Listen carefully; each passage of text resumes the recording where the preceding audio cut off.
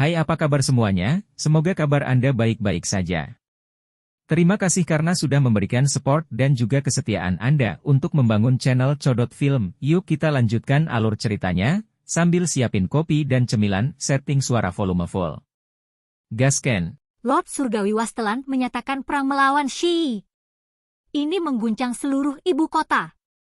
Berita itu sangat mengejutkan, tetapi juga tidak bisa dianggap terlalu tiba-tiba. Itu karena semua orang tahu bahwa dua pemuda tertinggi ini pasti akan bertarung. Itu tidak bisa dihindari. Ada dendam di antara keduanya yang tidak akan mudah hilang. Hal-hal ini terlalu mengejutkan. Salah satu dari mereka awalnya adalah makhluk tertinggi yang terlahir secara alami, tetapi tulangnya dicungkil dan tubuhnya dibiarkan layu sampai mati. Dia awalnya seharusnya menghilang seperti angin, tetapi 1 dekade kemudian, dia muncul kembali dan selanjutnya naik menjadi kebesaran. Itu seperti keajaiban. Selain itu, untuk Shi Yi, semua orang bahkan lebih akrab dengan situasinya. Setelah memahami rahasia yang telah disimpan selama bertahun-tahun, pikiran semua orang terguncang. Tidak hanya dia memiliki murid ganda, dia bahkan memiliki tulang makhluk tertinggi. Jelas bahwa dia akan mencapai tingkat yang tak terduga. Akankah Shi Hao bahkan bisa melawan? Semua orang ragu. Bagaimanapun, Shi Yi telah memasuki halaman suci kuno dan tidak tahu kapan dia bisa keluar. Meskipun semua orang berspekulasi bahwa dia sudah pergi, mereka masih belum melihat aktivitas apapun. Shi Yi, apakah kamu berani bertarung? Sayangnya, tidak ada seorang pun di sana untuk menerima tantangannya, karena individu bermata dua tidak pernah muncul dan tidak ada yang tahu di mana dia berada. Ekspresi orang-orang Martial Imperial Manor jelek, dan beberapa dari mereka mengepalkan tangan. Akan ada hari ketika YR kembali dan memberinya pukulan yang bagus. Ada beberapa yang marah dan penuh rekonsiliasi. Saya percaya bahwa YR akan menjadi orang yang tak tertandingi di bawah langit. Kultivasinya pasti akan melampaui orang dahulu dan mempesona era ini. Orang-orang Martial Imperial Manor bergumam di antara mereka sendiri. Sebagian besar orang yang tersisa adalah ahli dari garis keturunan Shi. Dalam hidup, ada saat-saat sulit untuk kembali setelah keputusan dibuat. Hari-hari berlalu satu demi satu begitu saja. Shi Hao menunggu setengah bulan, tetapi masih tidak menerima berita apapun. Dia menghela nafas, karena dia hanya bisa pergi sekarang. Saya siap bertarung kapan saja kapanpun Anda kembali. Ini adalah kalimat yang ditinggalkan Shi Hao sebelum melanjutkan perjalanannya. Sementara dia memutuskan untuk pergi, Stone Country sangat gelisah. Secara khusus, ada banyak aktivitas tersembunyi di sekitar ibu kota, dengan pembudidaya yang sangat kuat masuk dan keluar. Bahkan ada seseorang yang mengundang seorang pembunuh untuk mempertaruhkan semuanya. Selama pertempuran itu, Shi Hao membunuh 2 ahli tertinggi. Namun, setelah semua orang mempertimbangkan segalanya, itu pasti bukan karena kekuatannya sendiri, karena dia mengandalkan beberapa kartu truf. Namun, itu pasti tidak dapat digunakan secara tidak terbatas, jadi ada banyak kekuatan kuat yang ingin mengujinya. Seorang raja yang mulia muda ini membuat banyak orang gelisah. Bersama dengan klan hujan, keluarga Tuoba, pegunungan ilahi kuno dan lain-lain yang memusuhi dia, gangguan besar tak terelakkan. Sebuah pembantaian akan terjadi. Sayangnya, orang-orang ini kecewa. Shi Hao pergi tanpa suara, dan bahkan klan Guntur tidak melihatnya pergi, Lord Huntian juga tidak melihatnya pergi. Dia diam-diam telah pergi sejak lama. Jalan-jalan di sekitar Stone Country segera dipenuhi dengan sosok-sosok yang mencarinya, tetapi mereka tetap tidak menemukannya pada akhirnya. Shi Hao pergi. Kepergiannya tidak diketahui, tanpa ada yang tahu kemana dia pergi. Adapun apa yang diberikan kaisar manusia kepadanya, dan sumber daya kultivasi yang akan dia dapatkan di masa depan, itu tidak menghentikannya sedikit pun. Dia masih pergi dalam perjalanan panjang. Hasil seperti ini membuat banyak orang terdiam. Dia benar-benar menjauhkan diri dari situasi genting dan meninggalkan semua rencana orang-orang ini ke udara tipis. Itu adalah istana yang luas, dan ada batu-batu langka yang mengatur semua yang mengalir dengan fluktuasi kekuatan ilahi. Itu seperti langit berbintang, semakin menarik semakin lama orang menatapnya. Tiba-tiba, fluktuasi aneh muncul, dan kulit binatang purba yang sangat besar melesat di udara. Tiba-tiba muncul dan menggantung dirinya di dalam aula besar. Shi Hao sedang duduk di atas. Matanya terbuka lebar saat dia mengungkapkan ekspresi takjub di depan istana kuno ini. Dia melompat dari kulit binatang dengan lincah dan berdiri di dalam aula istana. Dia mengangkat kepalanya dan melihat sekeliling pada apa yang seperti lautan bintang. Ini pasti lokasi penting negara api, kata Shi Hao pada dirinya sendiri. Kali ini, dia menerima bantuan dari Huoling Air. Setelah menerima koordinat, dia langsung melakukan perjalanan melintasi kehampaan untuk mencapai tempat ini. Karena takut putrinya menderita kejadian yang tidak biasa, ayahnya mengukir beberapa koordinat pada kulit Fight Beast. Tanpa perlu seseorang melakukan apapun sendiri selain mengaktifkannya, itu akan langsung melanjutkan menuju tujuan yang telah ditentukan sebelumnya. Selama kepergiannya, Huoling Air secara pribadi mengaktifkannya dan mengirim Shi Hao langsung ke sini. Adapun Huoling Air, karena dia masih memiliki beberapa hal untuk diurus, jadi dia sementara tidak meninggalkan ibu kota negara batu. Sebenarnya, itu sebagian besar karena dia tidak ingin orang mengetahui bahwa Shi Hao memasuki negara api. Pada saat ini, 10 lorong surgawi yang dimiliki Shi Hao jelas menjadi fokus perhatian semua orang. Semua kekuatan besar sangat memperhatikannya, dan baik Shi Hao maupun Huoling Air tidak ingin orang lain mengetahui hal ini. Tentu saja, para pelayan lama yang membantu Huoling Air tidak akan membocorkan informasi.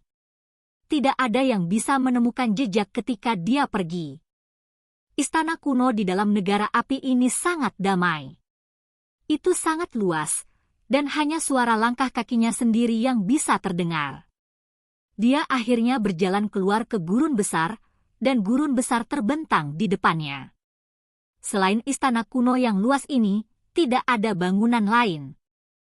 Kamu berasal dari istana kekaisaran itu, kan? Kenapa kamu datang sangat terlambat? Yang lain sudah masuk. Tiba-tiba, seorang penatua muncul. Tidak banyak ekspresi di wajahnya, tapi nadanya jelas terdengar tidak puas. Shi Hao terkejut. Apakah ada semacam kesalahpahaman? Tidak jauh, seorang pemuda muncul. Armor merah menyala menutupi tubuhnya, dan cahaya api mengelilinginya. Dia tampak sangat kuat. Saya bukan keturunan negara api, Shi Hao menjelaskan. Ketika tetua mendengar ini, dia mengerutkan kening dan menatapnya. Kamu bukan anak klanku, tapi sepertinya bakatmu tidak buruk. Kalau tidak, bagaimana Anda bisa menerima kesempatan seperti ini? Pemuda itu memiliki kulit putih bersih. Sambil berdiri di dalam cahaya yang menyala-nyala, dia bertanya, siapa yang mengirimmu ke sini? Putri Huoling Air. Shi Hao menjawab dengan jujur. Ternyata itu adikku. Ketika pemuda itu mengucapkan kalimat ini, Shi Hao merasakan gelombang panas yang berapi-api. Api di sekitar tubuh pemuda itu menjadi sedikit lebih bersemangat. Cepat dan masuk ke dalam. Karena sang putri mengirimmu, jangan buat dia kecewa. Jika Anda bertemu seseorang dari luar daerah, lebih baik menghindari konflik jika memungkinkan untuk mempertahankan hidup Anda. Shi Hao bingung kata-kata. Dia merasa kesalahpahaman mungkin menjadi lebih buruk. Adik perempuan kekaisaran selalu disayang oleh ayahku sang kaisar, jadi siapa yang tahu apakah orang-orang yang dia bawa dapat diandalkan. Saya hanya berharap Anda tidak berantakan total dan melakukan sesuatu yang bodoh. Pemuda itu menyeringai. 2 garis cahaya api keluar dari pupilnya saat dia memperhatikan Shi Hao dengan saksama. Ada sedikit ejekan dan niat dingin. Shi Hao sangat tenang. Setelah mengalami begitu banyak, dia secara alami tidak akan bingung dengan kata-kata ini. Dia bisa merasakan bahwa pemuda ini sangat cemburu pada saudara perempuannya dan tidak memiliki niat baik. Lampu warna-warni menyala, dan simbol menyala di dalam istana besar. Orang saudari Ling Er? Sangat muda, dan tidak terlalu istimewa. Jangan terbunuh oleh beberapa anak muda dari luar wilayah ini segera setelah Anda masuk dan mempermalukan reputasi negara api saya. Kamu terlihat sangat halus dan cantik. Aku hanya takut kamu tidak akan bisa menangani semua lemparan dan putaran di dalam. Jelas bahwa ini adalah 2 putri. Persaingan di antara mereka tampak cukup sengit, jadi mereka tidak begitu bersahabat. Baiklah, kamu bisa masuk ke dalam, kata si penatua. Shi Hao mengerutkan kening tetapi tidak menjawab pada akhirnya. Terlepas dari apakah Huo Ling Er memiliki motif tersembunyi, dia memang membantunya sebelumnya, jadi dia masuk ke dalam untuk melihat dan membantunya. Saudara 16, tidakkah kamu ingin masuk ke dalam dan memamerkan bakatmu? Seorang wanita muda bertanya. Tentu saja aku akan pergi. Saya hanya menunggu orang saya datang, jawab pemuda itu. Hehe, orang-orang kita juga belum datang dan tidak terburu-buru untuk masuk. Kedua gadis itu tertawa sambil berbicara. Shi Hao tidak mengatakan apa-apa dan telah lama berbalik untuk menuju ke kedalaman gurun. Sosoknya berubah menjadi setitik kecil dan menghilang dari cakrawala. Dia langsung masuk begitu saja tanpa mengambil jalan memutar? Apakah dia benar-benar sangat mengejutkan atau hanya bodoh? Apakah dia mencoba untuk mati? Seringai dingin muncul di sudut pria muda berbaju merah. Siapa tahu, dia mungkin benar-benar ahli yang bisa memaksa masuk. Seorang wanita muda tersenyum dan berbicara. Lelucon apa? Pemuda berpakaian merah tua itu menggelengkan kepalanya. Tiba-tiba, pancaran api meletus dan matahari besar muncul. Itu merah seperti darah, tetapi juga sangat menyilaukan sehingga sulit untuk dilihat. Kakek ketiga. Ketiga anak kekaisaran segera menyambutnya dengan hormat. Apakah seorang pria muda baru saja masuk? Sebuah suara tua terdengar dari dalam matahari besar. Ya, orang yang baru saja masuk adalah orang yang dipilih oleh Huo Ling Er. Saya telah memperoleh beberapa berita. Mungkin ada semacam kesalahpahaman, suara yang ditransmisikan dari dalam matahari besar tidak jelas dan ambigu. Jika seseorang tidak mendengarkan dengan seksama, mereka tidak akan mendengar dengan jelas. Kakek ketiga, ada apa? Mereka bertiga bertanya. Mungkin ada beberapa kejadian tak terduga di dalam, dan beberapa gangguan mungkin muncul. Saya khawatir akan ada korban yang berlebihan. Penatua di dalam matahari besar berbicara dengan lembut, dan jenis energi yang kuat berfluktuasi keluar. Tidak peduli seberapa kuat orang-orang di luar wilayah ini, mereka tetap tidak akan berani terlalu berlebihan, kan? Pria muda dengan pakaian merah mengerutkan kening saat dia berbicara. Yang saya takutkan adalah banyak dari mereka yang berasal dari luar wilayah ini yang akan mati. Penatua berbicara dengan lembut sebelum berbalik dan pergi. Matahari besar yang gemerlap melayang dan naik ke langit. Sebuah suara lemah ditransmisikan. Ini masih baik-baik saja, perlu sedikit lebih kuat dan ganas. Apa maksud kakek ketiga? Orang-orang yang tertinggal bingung. Bahkan sesepuh yang menjaga daerah ini tidak dapat sepenuhnya memahami situasinya. Saat kelompok kita yang lain tiba, ayo masuk juga. Meskipun ada beberapa bahaya, dan orang-orang dari luar wilayah ini kuat, ini juga menyiratkan bahwa ini akan menjadi peluang besar. Salah satu putri kekaisaran berbicara. Gurun itu sangat besar dan besar. Shi Hao merasa ada yang tidak beres begitu dia melakukan perjalanan sekitar 10 li. Bumi di bawah kakinya semakin panas, membuat telapak kakinya sedikit terbakar. Ketika Shi Hao meninggalkan ibu kota, celah kehampaan muncul di reruntuhan paviliun surga mending. Untaian energi primordial berputar-putar, seolah-olah seseorang dengan paksa mencoba mengobrak-abrik ruang untuk keluar. Namun, saat kabut melayang, daerah itu menjadi damai kembali. Tapi kemudian, bagian lain dari ruang terbelah sedikit. Daerah ini tidak stabil, dan perpecahan ini akan terbuka dari waktu ke waktu. Hampir seolah-olah sebuah pintu akan terbuka kapan saja yang terhubung ke dunia kecil kuno itu. Sepertinya kita masih harus menunggu beberapa hari. YR akhirnya akan muncul.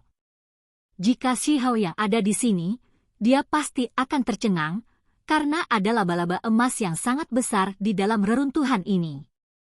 Auranya menakutkan, seperti fosil kuno saat dia diam-diam beristirahat di sini. Rumor mengatakan bahwa leluhur danau roh iblis adalah laba-laba emas yang akhirnya berubah menjadi dewa. Ini jelas bukan dewa itu, karena mereka telah menurun terlalu banyak seiring berjalannya waktu. Ini adalah penguasa danau roh iblis, dan juga guru leluhur Shi Ziteng yang dia hormati beberapa tahun yang lalu. Dia melindungi pintu masuk demi Shi. Itu selalu tinggal di sini selama periode waktu ini. Bahkan ketika dia menerima berita bahwa ahli tertinggi laba-laba setan bermata hitam terbunuh, dia tidak pergi dan masih melindungi tempat ini. Seorang individu dengan murid ganda dengan tulang makhluk tertinggi bahkan membuat Tuan Danau Roh Iblis menurunkan superioritasnya. Itu tidak ingin seseorang mengambil keuntungan dari Shi ketika dia keluar. Oke guys, jangan lupa like, comment, share, and subscribe di channel Codot Film. See you next video, peace out and bye-bye.